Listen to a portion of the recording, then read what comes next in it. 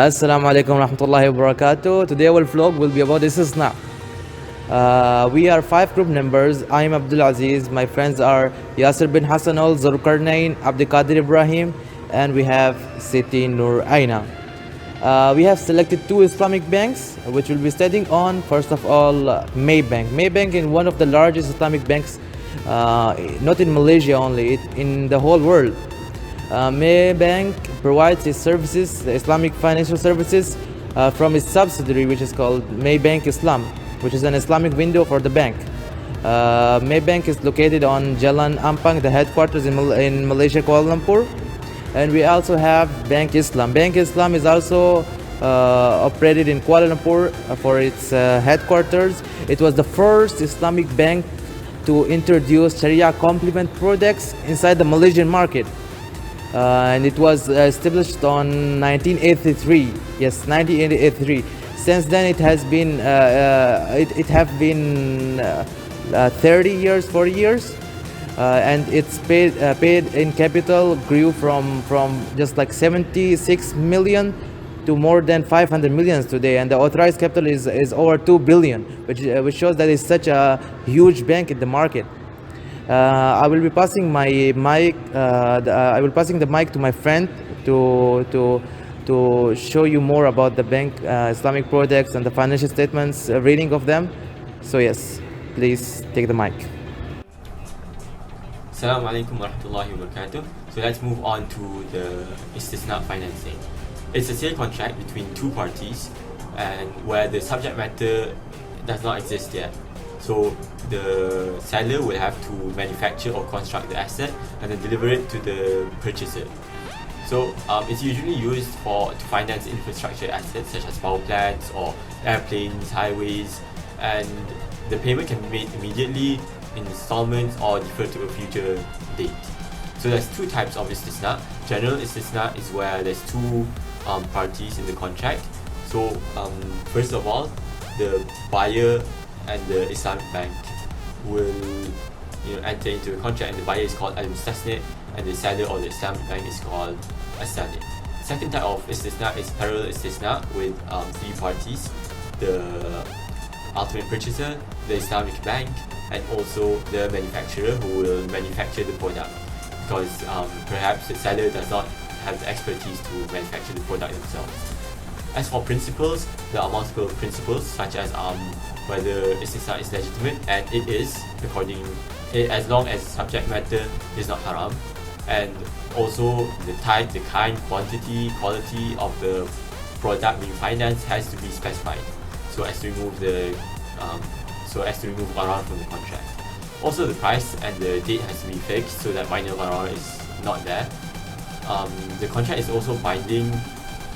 Well, there's actually differences of opinion, but if the contract is not binding, then the purchaser can get out of the contract whenever they want, and vice versa.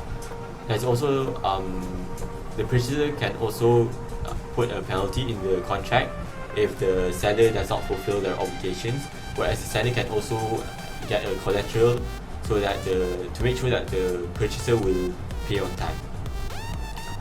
Lastly, the contract can be terminated in 3 ways. First of all, by non-fulfillment of obligation by both parties. Secondly, if both parties consent to it, to mutually cancel the contract, or for judicial reasons. As for parallel istisna, they have an additional principle, which is that if the buyer stipulates that the seller has to construct the asset, then they have to do it themselves. They cannot get into another istisna contract with the manufacturer to construct it. Hi, Assalamualaikum. So we go for issue on istisna financing. So basically we have a lot of issue, but in this video I will only emphasize 2 issue on istisna financing. The first one is the date of delivery of istisna product, either it can be fixed or not, and also who will be liability if there is a defect on the istisna product. Right. So according to the Hanafi, okay, he said that the date of delivery product cannot be fixed, because if the date of delivery of the product will be fixed, the istisna contract will be salam contract. It is not Istisna anymore. But according to Abu Yusuf and Maqadul Amnad bin Al Hassan, he said that we can fix the delivery of the date. And also the current practice right now, what we do is we fix the date of delivery of the product. And the argument is it is also a part of the sales to avoid the gharar. Therefore, we need to fix the date of delivery product. Okay.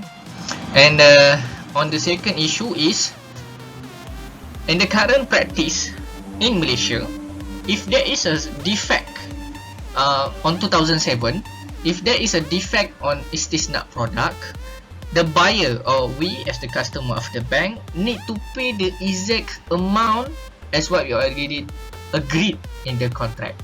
And this is not fair, right? According to the ROF standard, we have the option to clear and to confirm. Either if the product have defect, we can cancel it or we can accept it. Or maybe in the other argument that we can reduce the price. Okay.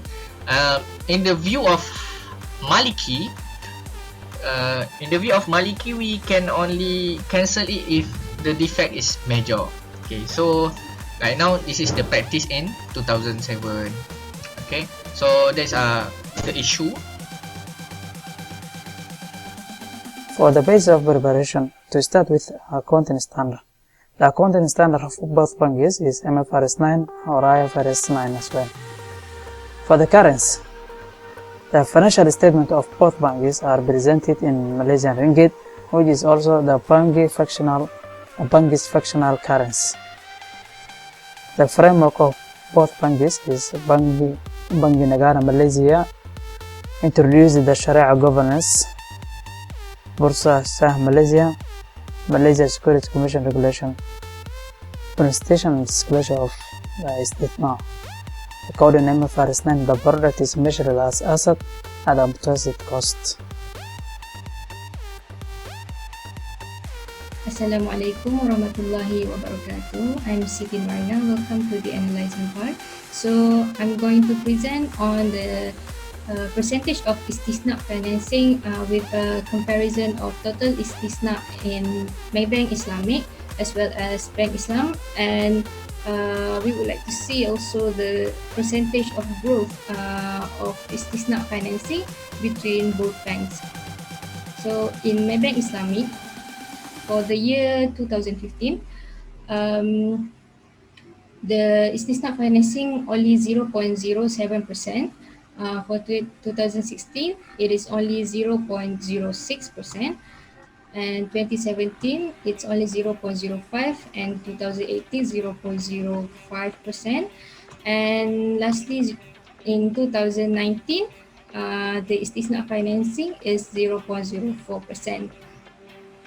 Moving on to the Islamic Bank, whereby in 2015, 2016, and 2017, the Istisna financing has the same percentage throughout the 3 years, which is 0.05%, and it declines a bit at 0.03% in 2018 and reached its lowest at 0.02% in the year 2019. So let's take a look at the growth percentage throughout the 5 years between both banks.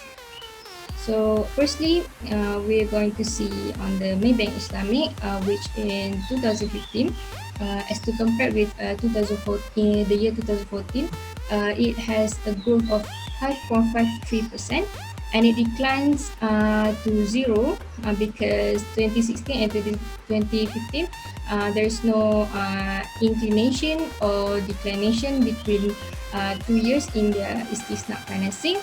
And then it declines more until it reached negative 13.71, and it rose a little bit to negative 12.04 in the year 2018, and lastly it reached its lowest growth, which is only negative 14.95% in the year 2019. So take a look at the Islamic Bank.